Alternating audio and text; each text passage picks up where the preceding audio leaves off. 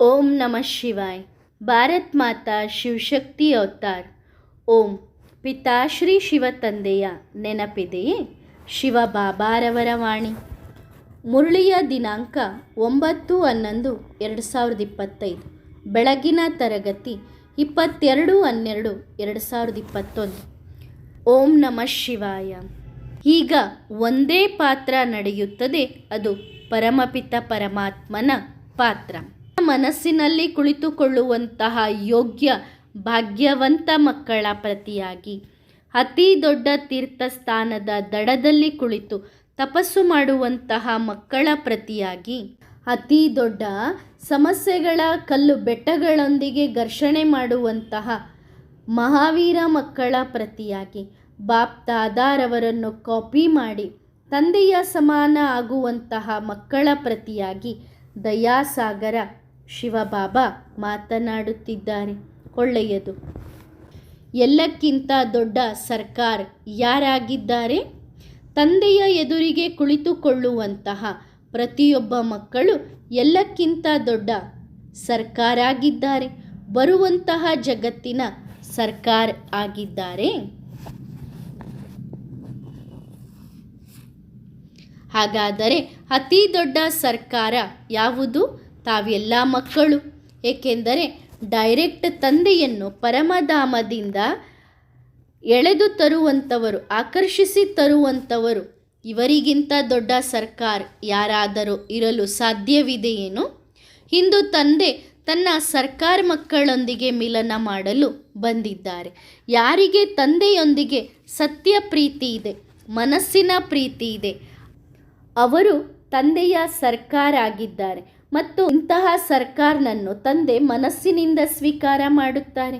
ಈ ಮಿಲನ ಇಂತಹ ಮಿಲನ ಆಗಿದೆ. ಬಲೆ ಇಡೀ ಜಗತ್ತು ತಂದೆಯನ್ನು ಹುಡುಕುತ್ತಿದೆ, ಅಲೆದಾಡುತ್ತಿದೆ. ಆದರೆ ತಾವು ಭಾಗ್ಯಶಾಲಿ ವಜ್ರಗಳಾಗಿದ್ದೀರಿ. ತಂದೆಯ ಹೃದಯದಲ್ಲಿ ಕುಳಿತುಕೊಳ್ಳುವಂತಹ ಮಕ್ಕಳಾಗಿದ್ದೀರಿ. ಹೇಗೆ ಭಕ್ತಿ ಮಾರ್ಗದಲ್ಲಿ ಶಿವಲಿಂಗದ ಮೇಲೆ ವಜ್ರವನ್ನು ತೋರಿಸುತ್ತಾರೆ, ತಾವೂ ಸಹ ವಜ್ರದಂಥ ಮಕ್ಕಳು. ತಂದೆಯ ಮುಕುಟದಲ್ಲಿ ವಿರಾಜಮಾನ ಆಗಿರುವಂಥವರು. ಇಂತಹ ಅತಿ ಪ್ರೀತಿಯ ಮಕ್ಕಳೊಂದಿಗೆ ತಂದೆ ಮಿಲನ ಮಾಡಲು ಬಂದಿದ್ದಾರಲ್ಲವೇ? ಇಡೀ ವಿಶ್ವದ ಒಂದೇ ಧ್ವನಿ ನಿಮ್ಮೆಲ್ಲರ ಹಿಂದೆ ಓಡುತ್ತಾ ಕೂಗುತ್ತಾರೆ. ಇಡೀ ಸಂಸಾರ ತಂದೆಯ ಮಿಲನಕ್ಕಾಗಿ ಕಾಯುತ್ತಿದೆ. ಆ ಗಳಿಗೆ ಯಾವಾಗ ಬರುತ್ತದೆ, ಯಾವಾಗ ನಾವು ಮಿಲನ ಮಾಡುತ್ತೇವೆ ಎಂದು. ಹೇಗೆ ಅನೇಕ ದಾರಿಗಳಲ್ಲಿ ಅಲೆದಾಡುತ್ತಾ ಬಂದರೂ ಮಕ್ಕಳು ತಂದೆಯ ಪರಿಚಯವನ್ನು ಮಾಡಿಕೊಳ್ಳುತ್ತಿಲ್ಲ. ಹೇಗೆ ಒಂದು ವಜ್ರ ಮಾಯ ಆಗುತ್ತದೆಯಲ್ಲವೇ? ಮತ್ತು ಆ ಸತ್ಯ ವಜ್ರವನ್ನು ಹುಡುಕುವುದಕ್ಕೋಸ್ಕರ ಮಕ್ಕಳು ಏನು ಮಾಡುತ್ತಾರೆ? ಎಲ್ಲೇ ಬೆಳಕು ಕಂಡರೂ ಸಹ ಅಲ್ಲಿ ಹೋಗಿ ಏನು ಯೋಚಿಸುತ್ತಾರೆ? ಬಹಳ ಮಾಡಿ ಇದು ವಜ್ರ ಆಗಿರಬಹುದಾ? ಇದೇ ವಜ್ರ ಆಗಿರಬಹುದು ಎಂದು ಯೋಚಿಸುತ್ತಾರೆ. ನಾಲ್ಕು ಕಡೆಯೂ ಇಂದು ಭಗವಂತನಿಗಾಗಿ ಮಕ್ಕಳು ಅಲೆದಾಡುತ್ತಿದ್ದಾರೆ. ಆದರೆ ತಾವು ಭಾಗ್ಯಶಾಲಿ ಮಕ್ಕಳಾಗಿದ್ದೀರಿ.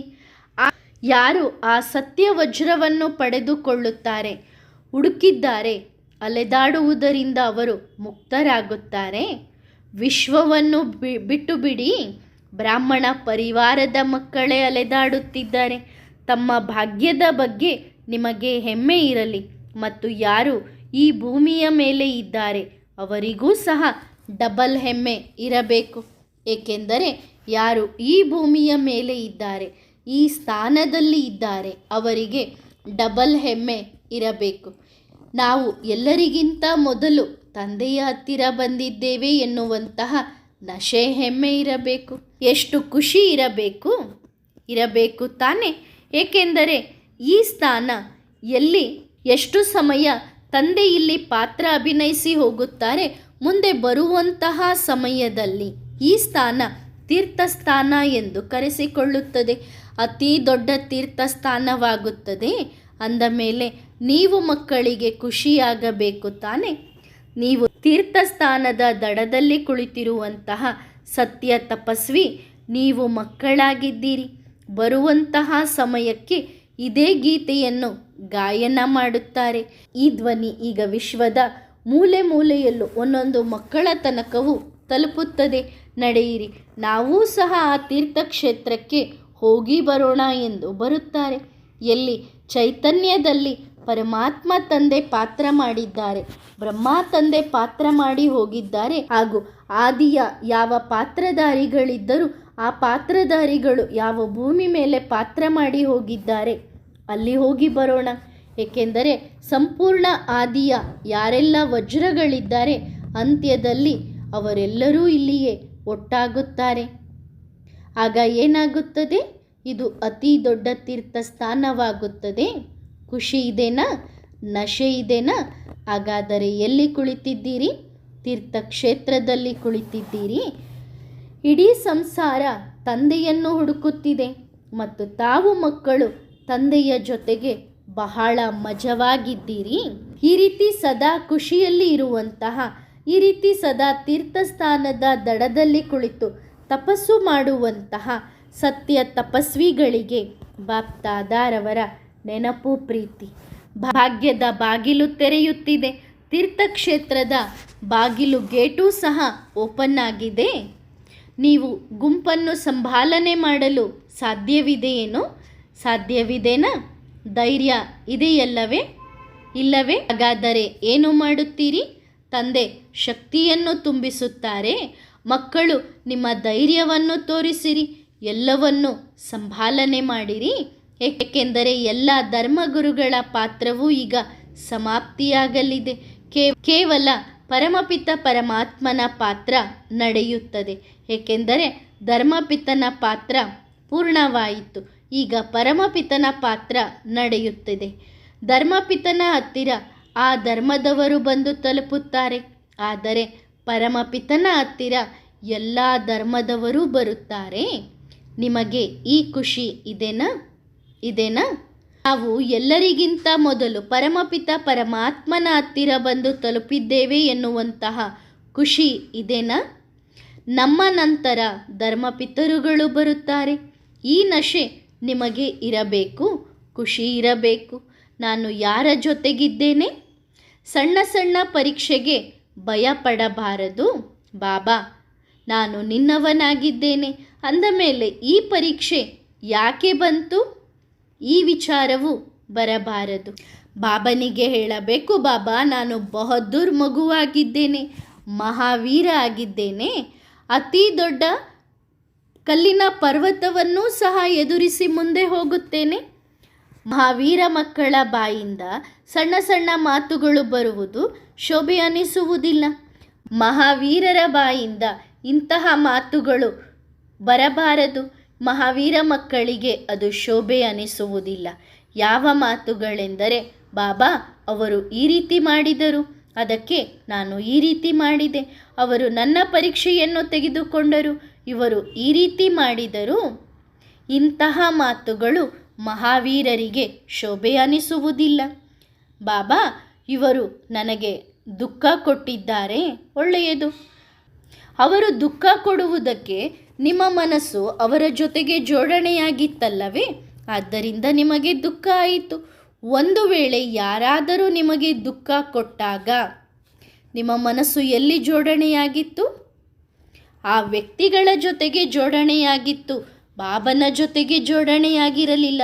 ಅದಕ್ಕೆ ನಿಮಗೆ ದುಃಖ ಆಗಿದೆಯಲ್ಲವೇ? ಒಂದು ವೇಳೆ ತಂದೆಯ ಜೊತೆಗೆ ಮನಸ್ಸು ಜೋಡಣೆ ಆಗಿದ್ದರೆ ಆಗ ಬಾಬಾ ಎಂದೂ ಸಹ ನಿಮ್ಮ ಮನಸ್ಸನ್ನು ನೋಯಿಸುವುದಿಲ್ಲ. ತಂದೆ ಪ್ರೀತಿಯ ಸಾಗರ ಆಗಿದ್ದಾರಲ್ಲವೇ? ತಂದೆ ಯಾವ ಮಕ್ಕಳ ಮನಸ್ಸನ್ನು ನೋಯಿಸುವುದಿಲ್ಲ. ಅಂದ ಮೇಲೆ ನಿಮ್ಮ ಮನಸ್ಸು ಯಾರೊಂದಿಗೆ ಜೋಡಣೆಯಾಗಬೇಕು?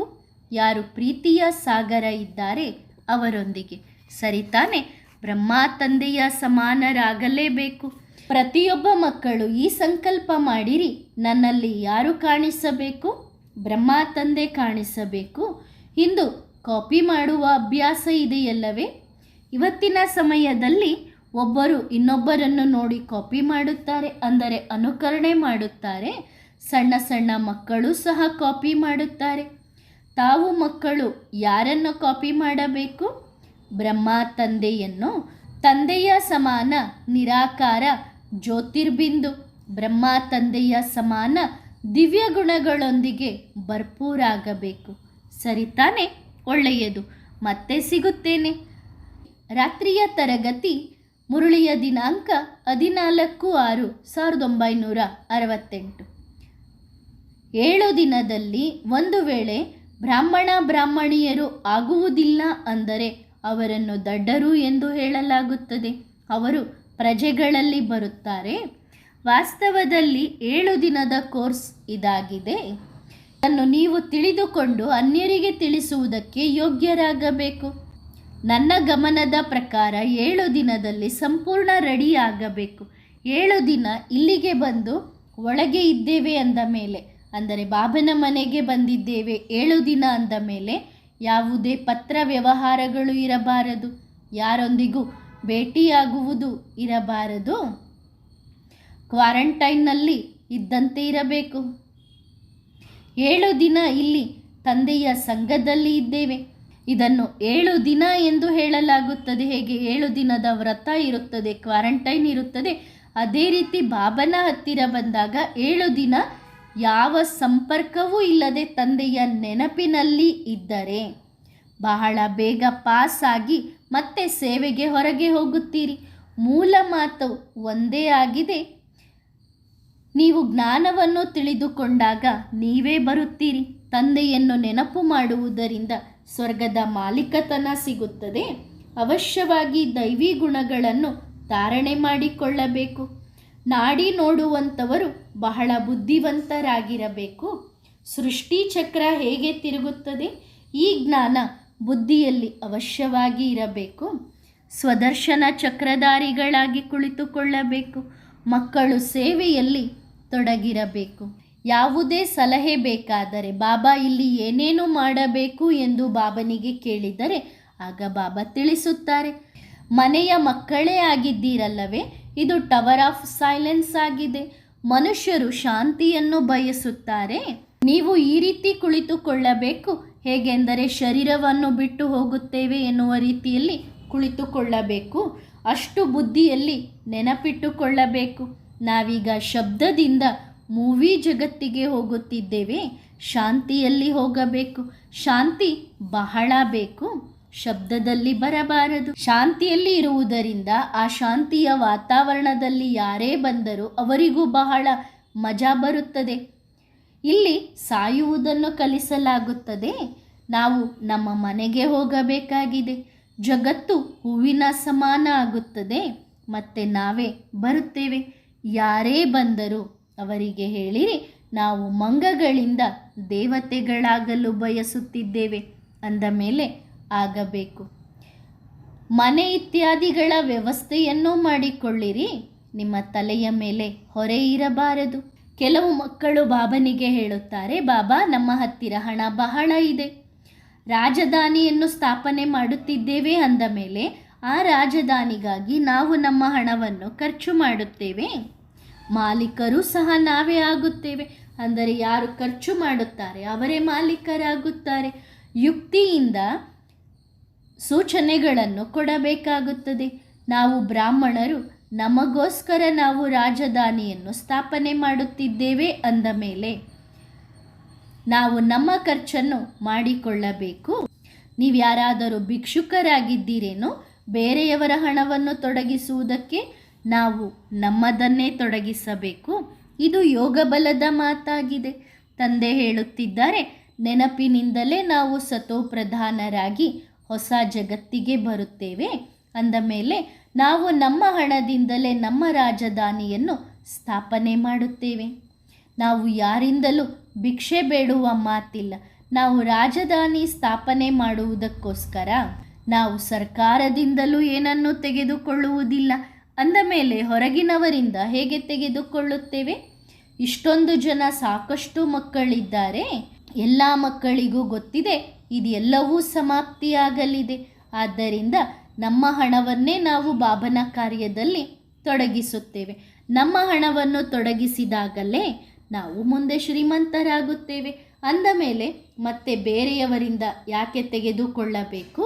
ಅಂದರೆ ಬಾಬನ ಮಕ್ಕಳು ಬಿಟ್ಟು ಹೊರಗಿನವರಿನಿಂದ ಯಾಕೆ ತೆಗೆದುಕೊಳ್ಳಬೇಕು? ಅವರು ಬಾಬನ ಮಕ್ಕಳಲ್ಲ, ಅಂಥವರಿಂದ ಯಾಕೆ ತೆಗೆದುಕೊಳ್ಳಬೇಕು? ನಮ್ಮ ಹಣವನ್ನು ನಾವು ಬಾಬನ ಹತ್ತಿರ ಜಮಾ ಮಾಡುತ್ತೇವೆ. ಬಾಬನೂ ಸಹ ಸಹಯೋಗ ಕೊಡುತ್ತಾರೆ. ಇಲ್ಲಿ ಇನ್ಕಮ್ ಟ್ಯಾಕ್ಸ್ ಇತ್ಯಾದಿಗಳ ಮಾತಿಲ್ಲ. ಅದ್ಭುತ ಮಾತಿದೆಯಲ್ಲವೇ? ಶಿಕ್ಷಣದಿಂದಲೇ ರಾಜಧಾನಿ ಸಿಗುತ್ತದೆ. ಹಣದ ಅವಶ್ಯಕತೆ ಇರುವುದಿಲ್ಲ. ನಾವು ಮಕ್ಕಳಿಗೆ ಗೊತ್ತಿದೆ, ನಾವು ಏನು ಮಾಡುತ್ತೇವೆ ಅದನ್ನೇ ಪಡೆದುಕೊಳ್ಳುತ್ತೇವೆ. ನಮಗೋಸ್ಕರ ರಾಜಧಾನಿ ಸ್ಥಾಪನೆ ಮಾಡಿಕೊಳ್ಳುತ್ತಿದ್ದೇವೆ. ಇದಕ್ಕಾಗಿ ಭಿಕ್ಷೆ ಬೇಡುವ ಮಾತಿಲ್ಲ. ಯಾರ ಮೇಲೂ ಸಹ ಮೋಹ ಇರಬಾರದು. ಏಕೆಂದರೆ ನೀವು ಮಕ್ಕಳಿಗೆ ಗೊತ್ತಿದೆ ಇದೆಲ್ಲವೂ ಸಮಾಪ್ತಿಯಾಗಲಿದೆ. ಹಾಗಾದರೆ ಯಾರ ಮೇಲೆ ಮೋಹ ಇಟ್ಟುಕೊಳ್ಳುತ್ತೀರಿ? ನೀವೆಲ್ಲ ಆತ್ಮರುಗಳು ಓದುತ್ತಿದ್ದೀರಿ. ಇಲ್ಲಿ ಮೋಹದ ಮಾತಿಲ್ಲ. ಮೋಹದ ಎಳೆಯನ್ನು ತೆಗೆದುಹಾಕಬೇಕು. ನಾವು ಆತ್ಮರುಗಳು ನಮ್ಮ ಮನೆಗೆ ನಾವು ಹೋಗುತ್ತಿದ್ದೇವೆ. ಈ ಹಳೆಯ ಶರೀರವನ್ನು ಬಿಡಬೇಕು. ನಾವು ಆತ್ಮರುಗಳೇ ವಾಪಸ್ ನಮ್ಮ ಮನೆಗೆ ಹೋಗುತ್ತೇವೆ. ಅಲ್ಲಿಂದ ಮತ್ತೆ ನಾವು ಈ ಮೃತ್ಯು ಲೋಕಕ್ಕೆ ಬರುವುದಿಲ್ಲ. ಮೋಹವನ್ನು ಇಟ್ಟುಕೊಂಡಿರುತ್ತಾರೆ. ಅಂತ್ಯಕಾಲದಲ್ಲಿ ಯಾರು ಸ್ತ್ರೀಯನ್ನು ಸ್ಮರಣೆ ಮಾಡುತ್ತಾರೆ? ಈ ಗೀತೆಯನ್ನು ನೀವು ಕೇಳಿರಬಹುದು. ಬಾಬನ ಸ್ಮೃತಿಯಲ್ಲಿ ಅಂತ್ಯಕಾಲದಲ್ಲಿ ಯಾರು ಸಾಯುತ್ತಾರೆ ಅವರು ಸ್ವರ್ಗದ ಮಾಲೀಕರಾಗುತ್ತಾರೆ.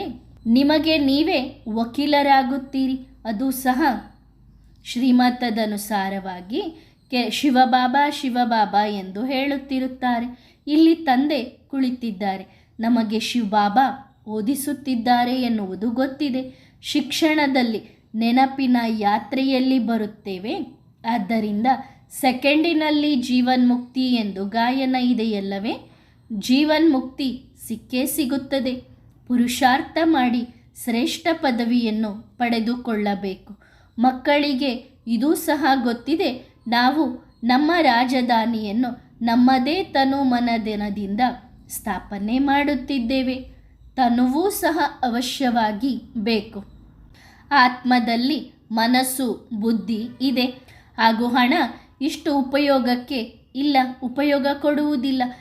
ಹಣದಿಂದ ನೀವು ಚಿತ್ರ ಇತ್ಯಾದಿಗಳನ್ನು ಮಾಡಿಸಬಹುದು.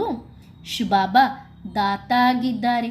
ಬಾಬಾ ಹಣವನ್ನು ತೆಗೆದುಕೊಂಡು ಏನು ಮಾಡುತ್ತಾರೆ? ಆ ಹಣವನ್ನು ತೆಗೆದುಕೊಂಡು ಮಕ್ಕಳಿಂದಲೇ ಕರ್ತವ್ಯವನ್ನು ಮಾಡಿಸುತ್ತಾರೆ.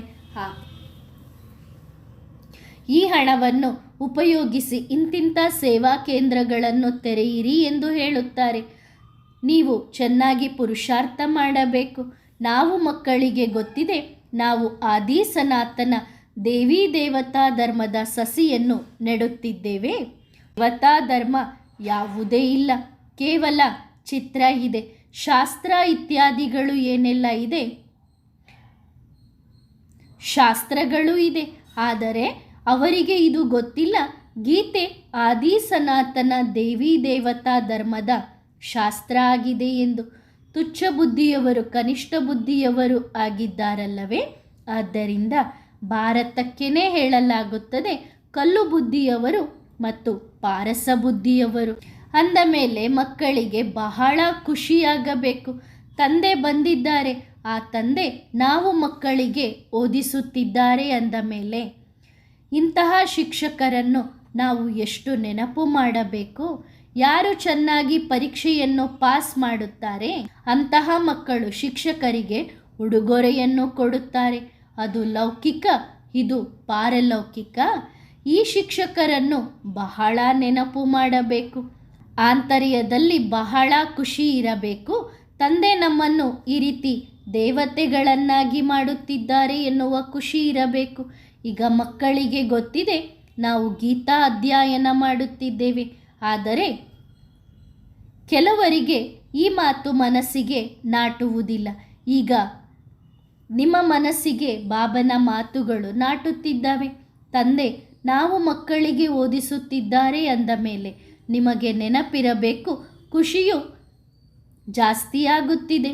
ನೀವು ಮಕ್ಕಳಿಗೆ ಗೊತ್ತಿದೆ, ಶಿವಬಾಬಾ ನಮಗೆ ಓದಿಸುತ್ತಿದ್ದಾರೆ, ಬ್ರಹ್ಮ ತಂದೆಯೂ ಸಹ ಓದಿಸುತ್ತಿದ್ದಾರೆ.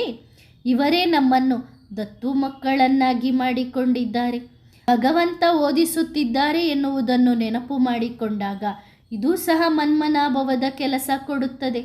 ತಂದೆ ಓದಿಸುತ್ತಾರೆ ಅಂದ ಮೇಲೆ ತಂದೆಯನ್ನು ನೆನಪು ಮಾಡಬೇಕಲ್ಲವೇ? ನೆನಪಿನಿಂದಲೇ ನಿಮ್ಮ ವಿಕರ್ಮ ವಿನಾಶವಾಗುತ್ತದೆ. ಇದು ಅಂತಿಮ ಜನ್ಮವಾಗಿದೆ. ತಂದೆ ಬಂದಿರುವುದೇ ನಮ್ಮನ್ನು ವಾಪಸ್ ಮನೆಗೆ ಕರೆದುಕೊಂಡು ಹೋಗಲು. ಇದನ್ನು ಅನ್ಯರು ಯಾರೂ ತಿಳಿಸಲು ಸಾಧ್ಯವಿಲ್ಲ. ತಂದೆ ತನ್ನ ಪರಮಧಾಮ ಶಾಂತಿಧಾಮಕ್ಕೆ ಕರೆದುಕೊಂಡು ಹೋಗುತ್ತಾರೆ. ಇದು ಯಾವುದು ಹೊಸ ಮಾತೇನಲ್ಲ. ತಂದೆ ಓದಿಸುತ್ತಿದ್ದಾರೆ ಅಂದ ಮೇಲೆ ನಂಬರ್ ವಾರ್ ಪುರುಷಾರ್ಥದ ಅನುಸಾರವಾಗಿ ನಾವು ಶಿಕ್ಷಣವನ್ನು ಓದಿ ನಮ್ಮ ರಾಜಧಾನಿಯಲ್ಲಿ ರಾಜ್ಯವನ್ನು ಪಡೆದುಕೊಳ್ಳುತ್ತೇವೆ. ಶಿಕ್ಷಣದಿಂದಲೇ ನಾವು ಹೊಸ ಜಗತ್ತಿನ ಮಾಲೀಕರಾಗುತ್ತೇವೆ. ತಂದೆ ಯಾವುದನ್ನು ತಿಳಿಸುತ್ತಿದ್ದಾರೆ ಅದನ್ನು ಮಕ್ಕಳು ಮರೆತು ಬಿಡುತ್ತಾರೆ. ಬಾಬಾ ಹೇಳುತ್ತಾರೆ, ಮಕ್ಕಳೇ, ನೆನಪಿನಲ್ಲಿ ಇರಲಿ, ನೀವು ಸತೋಪ್ರಧಾನರಾಗಬೇಕು. ನೆನಪಿನಿಂದಲೇ ಸತೋಪ್ರಧಾನರಾಗುತ್ತೇವೆ ಎನ್ನುವ ಚಿಂತನೆ ಇರಲಿ. ತಂದೆ ಹೇಳುತ್ತಾರೆ, ಬಲೆ ಉದ್ಯೋಗ ವ್ಯವಹಾರಗಳನ್ನು ಮಾಡಿರಿ, ಇಲ್ಲ ಎಂದರೆ ಶರೀರ ನಿರ್ವಹಣೆ ಹೇಗೆ ಆಗುತ್ತದೆ? ನೀವು ಮಕ್ಕಳಿಗೆ ಗೊತ್ತಿದೆ, ತಂದೆ ಭಗವಂತ ನಾವು ಮಕ್ಕಳಿಗೆ ಓದಿಸುತ್ತಿದ್ದಾರೆ. ಇದು ಸಹ ನೆನಪಿರಬೇಕಲ್ಲವೇ? ತಂದೆ 84 ಜನ್ಮಗಳ ಚಕ್ರದ ಬಗ್ಗೆ ತಿಳಿಸುತ್ತಿದ್ದಾರೆ. ಈ ಮಾತನ್ನು ನೀವು ಎಲ್ಲರಿಗೂ ತಿಳಿಸಬೇಕು. ಮನುಷ್ಯರಿಂದ ದೇವತೆಗಳಾಗಬೇಕು ಅಂದ ಮೇಲೆ ನಿಮ್ಮ ಗುಣಗಳನ್ನು ನೀವು ಸುಧಾರಣೆ ಮಾಡಿಕೊಳ್ಳಬೇಕು.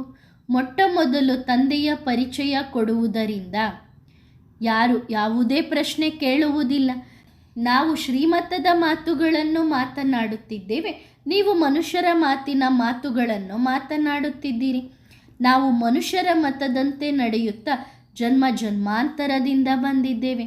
ಭಗವಂತ ಶಿಕ್ಷಕ ಆಗಿದ್ದಾರಲ್ಲವೇ? ತಂದೆ ಹೊಸ ಜಗತ್ತಿಗೋಸ್ಕರ ಓದಿಸುತ್ತಿದ್ದಾರೆ ಅಂದ ಮೇಲೆ ಅವಶ್ಯವಾಗಿ ವಿನಾಶ ಆಗೇ ಆಗುತ್ತದೆ. ಇದು ತಮೋಪ್ರಧಾನ ಜಗತ್ತಾಗಿದೆ. ಈ ಮಾತುಗಳನ್ನು ಬಹಳ ಪ್ರೀತಿಯಿಂದ ಅನ್ಯರಿಗೆ ತಿಳಿಸಬೇಕು.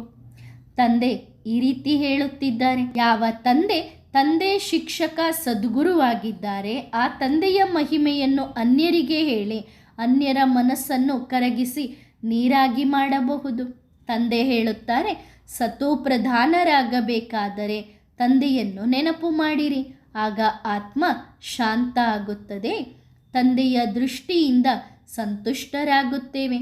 ತಂದೆ ಹೇಳುತ್ತಾರೆ, ಮಕ್ಕಳೇ, ಅಶರೀರಿಯಾಗಿರಿ, ಆತ್ಮಾಭಿಮಾನಿಗಳಾಗಿ ತಂದೆಯಾದ ನನ್ನೊಬ್ಬನನ್ನೇ ನೆನಪು ಮಾಡಿರಿ. ಹಳೆಯ ಸೃಷ್ಟಿಯ ವಿನಾಶ ಆಗಲಿದೆ. ವಿನಾಶಕ್ಕೋಸ್ಕರ ಎಲ್ಲ ತಯಾರಿಯೂ ನಡೆಯುತ್ತಿದೆ. ನಾಟಕದನುಸಾರವಾಗಿ ನಿಮ್ಮದೇ ತಡ ಆಗಿದೆ. ನೀವಿನ್ನು ಕರ್ಮಾತೀತ ಸ್ಥಿತಿಯನ್ನು ತಲುಪಿಲ್ಲ. ಎಲ್ಲರಿಗೂ ತಂದೆಯ ಸಂದೇಶ ಕೊಟ್ಟಿಲ್ಲ. ನೀವು ಅದ್ಭುತ ಸಂದೇಶವಾಹಕರಾಗಿದ್ದೀರಿ. ಅದಕ್ಕೆ ಗಾಯನವೂ ಇದೆಯಲ್ಲವೇ? ಹೋ ಪ್ರಭು, ನಿನ್ನ ಲೀಲೆ ಅಪಾರ ಆಗಿದೆ. ತಂದೆ ಬಂದಿದ್ದಾರೆ. ಇಷ್ಟೊಂದು ದಿನ ತಂದೆ ಮಕ್ಕಳಿಗೆ ಓದಿಸಿದ್ದಾರೆ ಅಂದ ಮೇಲೆ ಇನ್ನು ಯಾವುದಕ್ಕೆ ತಡ? ಬಹಳಷ್ಟು ಗಲಾಟೆಗಳಾಗುತ್ತದೆ. ಅಲ್ಲಿ ಇಲ್ಲಿ ಹೋಗಿ ಒದ್ದಾಡುತ್ತಾ ಬೀಳುತ್ತಾರೆ. ಎಲ್ಲರಿಗೂ ಹೇಳಿರಿ, ನಾವು ಶ್ರೀಮತದನುಸಾರವಾಗಿ ವಿಶ್ವದಲ್ಲಿ ಶಾಂತಿಯನ್ನು ಸ್ಥಾಪನೆ ಮಾಡುತ್ತಿದ್ದೇವೆ. ಸ್ವರ್ಗದಲ್ಲಿ ಅಶಾಂತಿಯ ಮಾತೇ ಇಲ್ಲ, ಶ್ರೀಮತ ಇರುತ್ತದೆ. ನೀವು ಏನೇ ಪ್ರಶ್ನೆ ಕೇಳಿದರೂ ಮನುಷ್ಯರ ಮತದಂತೆ ಕೇಳುತ್ತಿದ್ದೀರಿ. ನಮಗೆ ಈಶ್ವರೀಯ ಮತ ಸಿಕ್ಕಿದೆ. ಮನುಷ್ಯ ಮತ ಯಾವುದನ್ನು ನಮಗೆ ಹೇಳಬೇಡಿರಿ. ದೈವಿ ಮತಕ್ಕೋಸ್ಕರ ಎಂದೂ ಈ ರೀತಿ ಹೇಳುವುದಿಲ್ಲ. ದೈವಿ ಮತದಂತೆ ನಡೆದು ನೀವು ದೇವತೆಗಳಾಗುತ್ತೀರಿ. ಒಳ್ಳೆಯದು. ಮಕ್ಕಳಿಗೆ ಗುಡ್ ನೈಟ್ ಹಾಗೂ ನಮಸ್ತೆ. ವರದಾನ: ಧೈರ್ಯವಂತರಾಗಿರಿ. ಈಗ ಭಾಳಷ್ಟು ಮಕ್ಕಳು ಸುಸ್ತಾಗಿದ್ದಾರೆ. ಬಾಬನಿಗೆ ಕೇಳುತ್ತಾರೆ, ಬಾಬಾ, ಇನ್ನು ಎಲ್ಲಿ ತನಕ ಈ ಮಾಯೆಯೊಂದಿಗೆ ಯುದ್ಧ ಮಾಡಬೇಕು? ಇನ್ನು ಎಷ್ಟು ಸಮಯ ಪುರುಷಾರ್ಥ ಮಾಡಬೇಕು? ಅದಕ್ಕೆ ಬಾಬಾ ಹೇಳುತ್ತಾರೆ, ಮಕ್ಕಳು ಭಯಪಡಬೇಡಿರಿ, ಸುಸ್ತಾಗಬೇಡಿರಿ, ನಿಲ್ಲಬೇಡಿರಿ. ಭಗವಂತನನ್ನು ಜೊತೆಗಾರನನ್ನಾಗಿ ಮಾಡಿಕೊಂಡಾಗ ಪ್ರತಿಯೊಂದು ಕಷ್ಟವೂ ಸಹಜವಾಗುತ್ತದೆ. ಧೈರ್ಯವಂತರಾಗಿರಿ ಹಾಗೂ ನಿಮಗೆ ಸಹಯೋಗವೂ ಸಿಗುತ್ತದೆ. ತಂದೆಯನ್ನು ನೋಡಿರಿ, ತಂದೆಯನ್ನು ಅನುಕರಣೆ ಮಾಡಿರಿ, ಆಗ ಸದಾ ಉಮಂಗ ಉತ್ಸಾಹ ಜೀವನದಲ್ಲಿ ತುಂಬುತ್ತದೆ. ಉಮಂಗ ಉತ್ಸಾಹದ ಜೀವನವನ್ನು ಅನುಭವ ಮಾಡುತ್ತೀರಿ. ಯಾರನ್ನೂ ಸಹ ಆಧಾರ ಮಾಡಿಕೊಳ್ಳಬೇಡಿರಿ. ಒಂದೇ ಬಲ, ಒಂದೇ ಭರವಸೆ. ಈ ಪಾಠವನ್ನು ಸದಾ ಪಕ್ಕಾ ಮಾಡಿಕೊಂಡಾಗ ಗುರಿಗೆ ಸದಾ ಸಮೀಪ ಇದ್ದೇವೆ ಎಂದು ಅನುಭವ ಮಾಡುತ್ತೀರಿ. ಒಳ್ಳೆಯದು. ಓಂ ನಮಃ ಶಿವಾಯ.